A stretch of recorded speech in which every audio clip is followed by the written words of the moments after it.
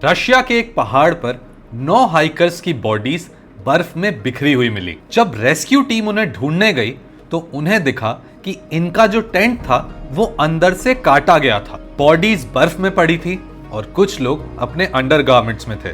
2 bodies की आंखें नहीं थी, एक का टंग मिसिंग था। वो लोग नंगे पैर सब जीरो टेम्परेचर में टेंट से भाग गए थे। एक हाइकर का स्कल फ्रैक्चर था, एक का गला टेढ़ा था और बाकियों के अंदर मैसिव इंटरनल इंजरीज थी। इन्वेस्टिगेटर्स ने इसे एक नेचुरल इवेंट जैसे हाइपोथर्मिया डिक्लेयर किया, लेकिन ये अजीब डिटेल्स आज तक लोगों को कंफ्यूज करती है और कुछ थ्योरीज तो इतनी डार्क हैं कि नेचुरल एक्सप्लेनेशन उनके सामने कुछ भी नहीं लगता।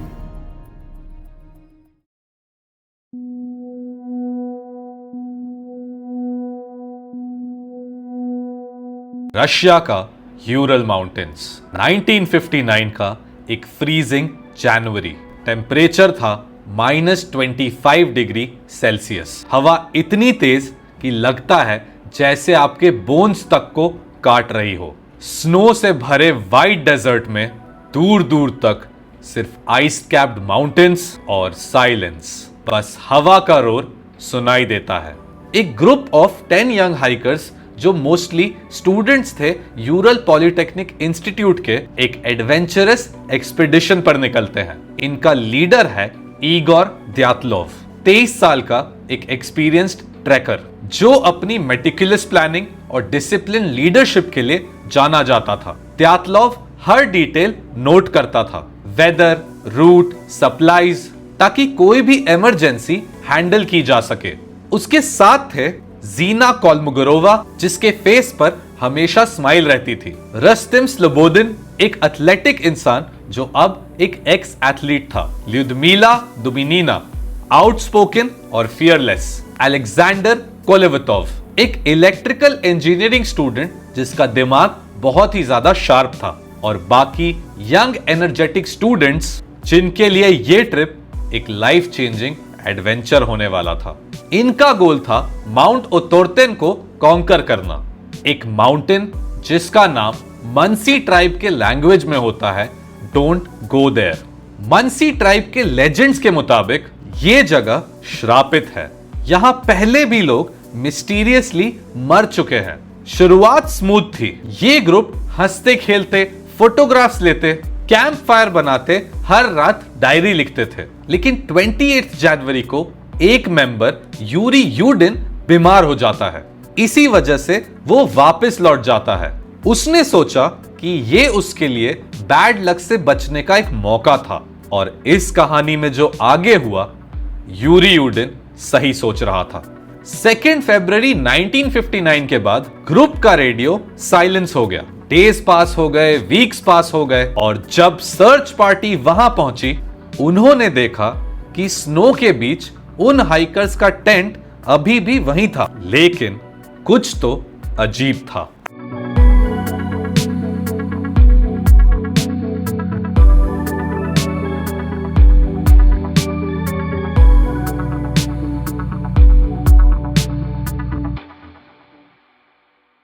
अब जो टेंट था वो नीटली सेटअप नहीं था, वो अंदर से काट दिया गया था, जैसे किसी ने डेस्परेटली वहां से भागने की कोशिश की हो।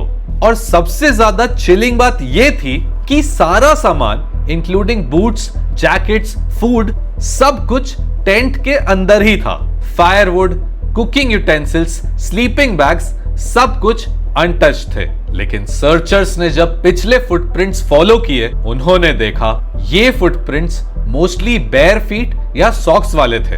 ये फुटप्रिंट्स एक ही डायरेक्शन में जा रहे थे, दूर स्नो कवर्ड फॉरेस्ट की तरफ।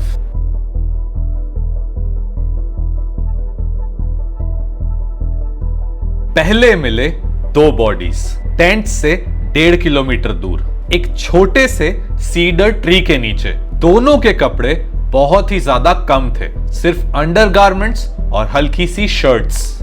ऐसा लग रहा था जैसे उन्होंने फायर बनाने की कोशिश की हो, क्योंकि इन्हीं बॉडीज के पास एक बर्न्ट आउट कैंप फायर मिला। थोड़ा आगे बढ़ने पर मिली 3 और बॉडीज, द्यातलोव, कोलमोगोरोवा और स्लोबोदिन। उनके पोजीशंस को देखकर लग रहा था जैसे ये टेंट की तरफ वापस जाने की कोशिश कर रहे थे, लेकिन स्नो की वजह से ये वहीं पर जम गए। अब ऑटोप्सी ने कुछ शॉकिंग फैक्ट्स रिवील किए। 4 हाइकर्स की बॉडीज पर मैसिव इंटरनल इंजरीज थी, जैसे उनपे कोई हाई इंपैक्ट फोर्स लगी हो, लेकिन उनके स्किन पर एक्सटर्नल वुंड्स बहुत ही कम थे। एक का स्कल फ्रैक्चर था, एक की रिब्स क्रश थी और ल्यूडमिला दुबिनिना का टंग और आंखें मिसिंग थी। अब यहां पर एक और ट्विस्ट था। कुछ कपड़ों पर रेडिएशन के ट्रेसेस डिटेक्ट हुए। इन्वेस्टिगेटर्स के सामने 3 पॉसिबिलिटीज थी। सबसे पहली थी एवलांच थ्योरी। ऑफिशियल रिपोर्ट्स ने कहा कि शायद एक एवलांच आया। इस एवलांच के आने से हाइकर्स ने पैनिक में टेंट काटा और भाग गए। लेकिन इस थ्योरी की प्रॉब्लम क्या थी पता है? टेंट के आसपास एवलांच के कोई क्लियर साइंस मिले ही नहीं, और जहां पर इनका टेंट था वहां पर स्नो स्लोप एवलांच प्रोन था ही नहीं। फुटप्रिंट्स क्लियरली विजिबल थे, जो कि एक लार्ज एवलांच के बाद इम्पॉसिबल होता। दूसरी थ्योरी थी मिलिट्री टेस्ट्स। कोल्ड वॉर का एरा था। यूरल रीजन में सीक्रेट मिसाइल टेस्ट्स और पैराशूट माइंस का काम होता था।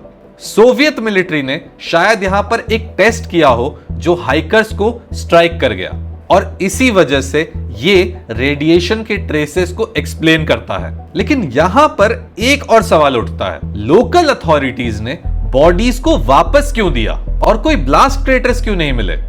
तीसरी थ्योरी है पैरानॉर्मल एक्टिविटी। मंसी ट्राइब के सेक्रेड ग्राउंड्स, यूएफओ साइटिंग्स और ग्लोइंग ऑर्ब्स की रिपोर्ट्स लोकल्स ने दिए। कुछ लोग कहते हैं कि हाइकर्स ने कुछ ऐसा देखा जो उन्हें नहीं देखना चाहिए था, और नेचर या कुछ और ने उन्हें पनिश किया। अब हर थ्योरी के साथ कॉन्ट्रडिक्शंस भी थे, और हर क्लू के साथ मिस्ट्री और गहरी होती गई। मार्च 1959, जब स्नो मेल्ट होने लगा, सर्चर्स ने बाकी 4 बॉडीज एक रवीन में पाई, 4 मीटर स्नो के नीचे। ये हाइकर्स क्लियरली ज्यादा सीरियस इंजरीज के साथ मरे थे, जैसे उनके ऊपर कोई पावरफुल ब्लास्ट हुआ हो या वो किसी मैसिव प्रेशर के नीचे आए हो। और क्या आपको पता है कि इसमें सबसे अजीब बात क्या थी? इन्होंने जो कपड़े पहने थे वो बाकी हाइकर्स के थे। ऐसा लग रहा था जैसे डेस्परेट सिचुएशंस में इन्होंने अपने डेड कंपेनियंस के कपड़े यूज किए हो ताकि ये सरवाइव कर सके। और यहीं आती है ग्लोइंग ऑर्ब्स वाली थ्योरी। मल्टीपल विटनेसेस जो इस एरिया के कुछ किलोमीटर्स के दायरे में थे ने उस रात ब्राइट ऑरेंज स्फीयर्स आसमान में देखे थे। कुछ लोग कहते हैं कि ये सोवियत सीक्रेट वेपन्स थे, और कुछ कहते हैं कि ये यूएफओस थे। एक विटनेस ने क्लेम किया उसने पहले भी इस रीजन के आसमान में ऐसे लाइट्स देखे थे जो साइलेंटली मूव करते थे और अचानक से वैनिश हो जाते थे। अब आप सोचिए, एक फ्रीजिंग नाइट में आपका टेंट अंदर से कट होता है, आप नंगे पैर स्नो में भागते हैं, आपके साथ के कुछ लोगों के सर और रिब्स क्रश हो जाते हैं बिना किसी विजिबल एक्सटर्नल इंजरीज के। इसी पे साइंस कहता है पैनिक, हाइपोथर्मिया और एनवायरमेंटल हैजार्ड्स मिलाकर ये ट्रेजेडी हुई। लेकिन कुछ डिटेल्स ऐसी हैं जो 60 साल बाद भी मैच नहीं होती।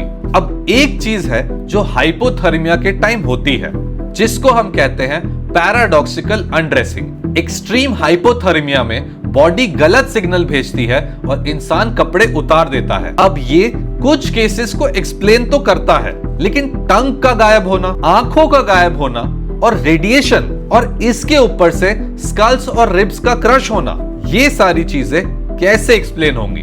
फिर आती है इंफ्रासाउंड थ्योरी। कुछ रिसर्चर्स कहते हैं कि माउंटेन के शेप और विंड पैटर्न्स ने एक लो फ्रीक्वेंसी साउंड क्रिएट किया होगा जो ह्यूमन ब्रेन में पैनिक और नौशिया इंड्यूस करता है। शायद इसी वजह से हाइकर्स ने टेंट छोड़ दिया। लेकिन इस केस में भी इंजरीज कैसे एक्सप्लेन होती हैं? फाइनली आती है slab avalanche theory. Russian prosecutors ने 2020 में केस को दोबारा इन्वेस्टिगेट किया और उन्होंने एक ऑफिशियल फाइनल कंक्लूजन दिया कि ये एक स्लैब एवलांच का रिजल्ट था। मतलब कि स्नो का एक छोटा सा सेक्शन स्लाइड हुआ, हाइकर्स ने टेंट काटा, भाग गए और इंजरीज हुई। लेकिन क्या आपको पता है कि इसमें भी सबसे बड़ी अचंभित होने वाली बात क्या है? त्यातलॉफ पास पे आज तक कोई भी स्लैब एवलांच ऑफिशियली रिकॉर्ड ही नहीं हुआ।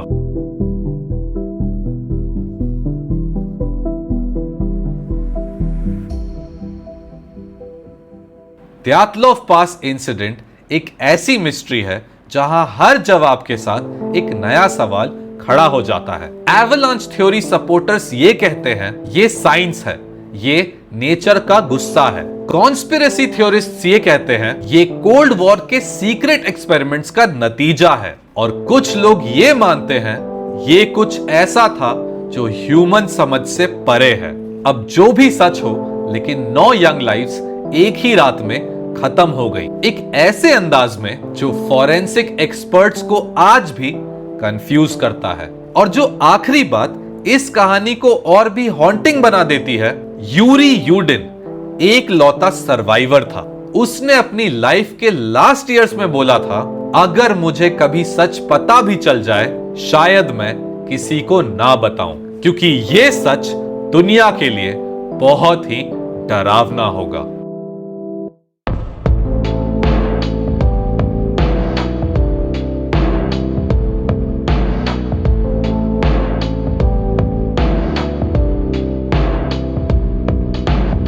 I got a very strong signal. What? What? What the heck is that thing?